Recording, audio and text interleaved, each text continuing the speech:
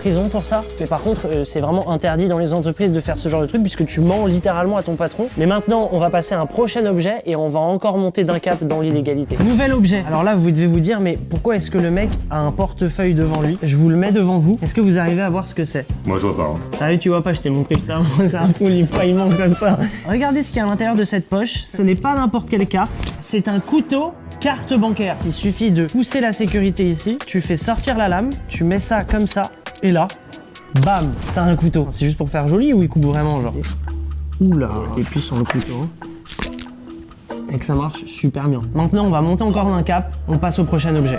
Bon, là, on a un objet de gros geek qui est pas très rigolo. Je vais probablement me faire tuer par la communauté des gamers. C'est strictement pour la démarche pédagogue de cette vidéo. Concrètement, viser sur un joueur sur lequel de base tu ne vises pas. Bref, c'est totalement de la triche. Pourquoi est-ce que c'est illégal? Alors comme on le voit sur le site de Fortnite, il y a marqué « L'utilisation du matériel qui fournit ou est conçu pour fournir un avantage compétitif est interdite. Sera puni d'un bannissement permanent de Fortnite. » Dans le texte de loi, il y a littéralement marqué « Est puni de 3 ans d'emprisonnement et de 100 000 € d'amende. » Genre imagine, tu vas en prison, on te demande ouais, mais pourquoi t'es là, etc. machin, c'est quoi, t'as volé, t'as tué, etc. Non, j'ai voulu cheater dans Fortnite. On est avec la console, on a l'outil pour tricher qui est juste là. On est bien en partie privée, on ne joue pas en ligne parce que c'est interdit tout simplement. Mais avant de tester l'outil, j'ai voulu tester sans.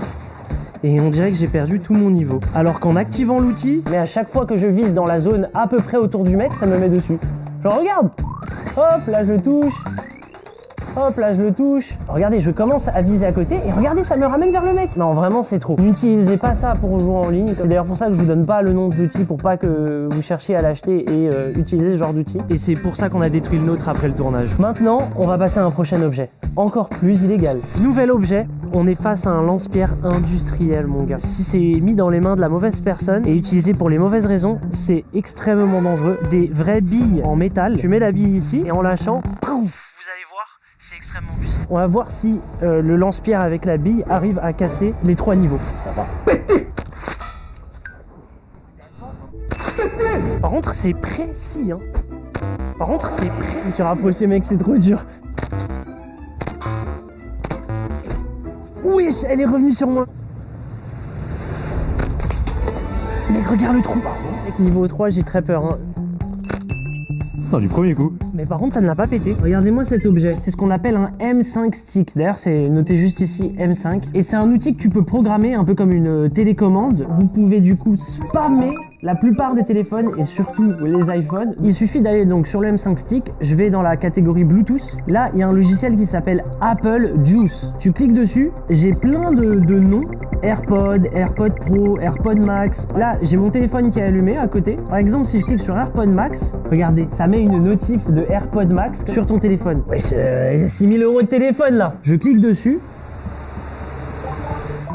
Oh, ça a marché 4 sur 6 téléphones. Évidemment, on l'a fait sur nos propres appareils. Ça devient surtout illégal quand tu le fais sur l'appareil des autres. Nouvelle